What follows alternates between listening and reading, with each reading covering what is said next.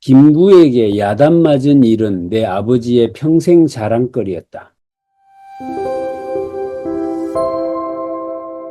이제부터 아버지 이야기가 소개됩니다. 아버지는 오래 병석에 누워 계셨고 가난은 가히 설화적이었다. 병장 계급장을 달고 외출 나와서 가끔씩 아래를 살펴드렸다. 죽음은 거역할 수 없는 확실성으로 그 언저리에 와 있었다. 아래를 살필 때 아버지도 울었고 나도 울었다. 이게 이제 무슨 장면이냐면 김구 선생님이 암살을 당하죠. 48년도에 안두희한테. 김구 선생님이 대통령이 될 거라고 생각하셨지 않았겠어요? 임시정부에 있던 사람들은. 이분이 암살을 당하게 됩니다. 그러면 이 사람이 가졌던 그 여러 가지 꿈들이 있었을 텐데 그것들이 한순간 물거품이 된 거예요. 그러면 이분이 그 시리에 빠졌을 것은 당연한 것이고, 그러니까 매일 술을 드시고 집을 나갑니다. 집을 나갔다가 한두 달 있으면 집에 들어와서, 들어오면 이제 어머니가 그 아버지를 아이고 고생 많았어요 했을 리는 없을 거 아니에요. 온갖 잔소리를 해댔겠죠. 그러면 아무 소리도 안 하고 피곤하니까 방에 들어가서 아랫목에 그냥 누워 계신 거예요. 엄마는 그 뒤에다 대고 막 잔소리를 엄청나게 해댑니다. 그렇지 않았겠어요? 그때 아들인 김은 선생님이 아버지 누워있는 그 방에 자기가 불을 떼드리고 그 아버지가 누워있는 아랫목에 가서 자기도 방이 따뜻한가를 살펴드렸다. 그 아래를 살필 때 아버지도 울고 나도 울었다. 이 이야기가 지금 적혀 있는 겁니다.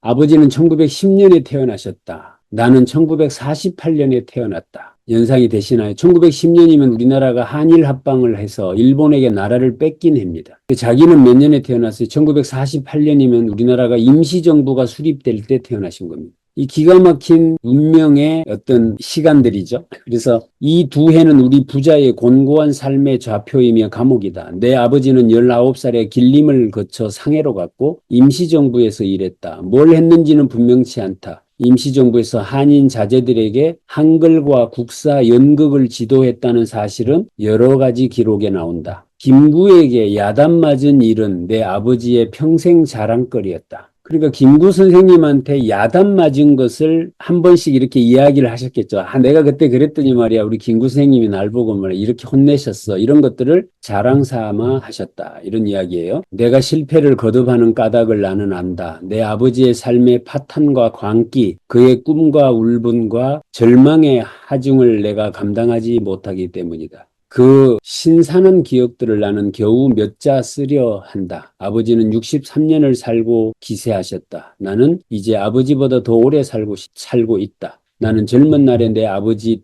때때로 가엾은 아들처럼 느껴진다. 지금 나이가 돼서 보니 그때 젊은 날에 내 아버지가 꼭 내 아들 같다는 것처럼 느껴진다. 이렇게 이야기를 해요. 한마디로 안쓰럽다는 거죠. 예, 그때 그렇게 살다 가신 내 아버지가 가엾게 느껴지는 그런 마음을 이제 써놓고 계시고, 이분 아버지가 쓰신 글이에요. 이분 아버지는 경향신문사 기자가 됩니다, 나중에. 김은 선생님도 경향신문사 기자가 되시죠. 그리고 경향신문에다가 글을 연재하셨고, 뒤에 보면 또 책을 써가지고 베스트 작가가 되시기도 해요. 실력이나 여러 가지 역량을 갖추신 분이었다라고 볼 수가 있고, 다만 시대적 고민이 너무나 깊어서 절망 속에 살아가셨던 분이었구나라는 생각을 해볼 수 있는 분입니다. 이분 아버지가 뭐라고 글을 썼는지 소개해 드릴 테니까 집중해서 한번 들어보시기 바랍니다.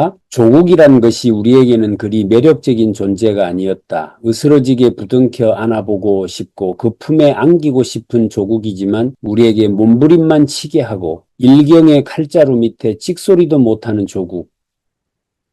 이게 아버지가 쓴 글이에요. 그러니까 이게 안아볼 수도 없고 안쓰러워할 수도 없고 그 어떤 안타까움 같은 것들이 절절하게 녹아있는 그런 문장을 김은 선생의 아버지가 쓰신 글입니다. 상해 시절을 회고하면서 만든 동인지의 아버지가 남긴 글이다. 아, 젊은 내 아버지는 망해버린 조국에 대한 그리움에 흐느끼면서도 조국이라는 사슬에 얽혀 칭칭 감기는 운명을 저주하고 있었다. 나는 가엾은 내 아들과 같은 젊은 아버지를 안아주고 싶었다. 실상 이런 이야기 하면 참 어떨 때는 속상할 때가 있죠. 결국에 우리 조국이라고 하는 우리가 역사를 배워보면 어느 때 한번 폼 잡고 잘 나가는 적이 없잖아요. 맨날 어디 가서 두드려 맞고 다니고, 그죠? 청나라한테 두드려 맞고, 일본에 두드려 맞고, 뭐 러시아 두드려 맞고, 맨날 그러고 사니까 이게 참, 그런데 그때마다 그 나라의 어떤 유정자라고 하는 사람들은 맨날 뺀질거리고, 우리 국민이라는 사람들은 맨날 거기서 몸부림치면서 어떻게든 이거 지켜내려고 애를 쓰면서 살아가는 모습이라고 하는 것이 참 여러 가지 만감을 교차하게 하는 겁니다. 이런 면에서 우리는 그래도 애국심이라는 교육이라도 받았지만 요즘 젊은이들은 이런 면에서 굉장히 쿨하죠. 언제 봤다고 뭐 잃어버리면 그만이기 때문에 이게 이제 우리나라의 또 하나의 위기로 요즘은 다가서고 있는 것도 사실인 것입니다. 여러분들은 혹시 살면서 여러분 아버님이 써놓은 글씨를 읽어본 적이 있으신가요? 우리 자녀들에게 써놓은 편지 한 통이 없다면 또는 내가 써놓은 글이 하나도 없다면 과연 나는 무엇을 아이들에게 누군가에게 남겨놓는 것이냐라는 생각을 한 번씩 해보게 하는 그런 문구예요. 그래서 김은 선생님이 지금 저렇게 우뚝 작가로서의 역량을 공급해주는 글 쓰는 사람으로 존재하고 있었던 그 힘이 어디에서 나왔을까? 내 아버지가 그 고민하면서 살다 간 어떤 것들을 내가 외면하면서 살아가기는 쉽지 않습니다. 이런 면에서 어쩌면 정신적 유산을 많이 받으신 분이구나 라는 생각을 하게 되는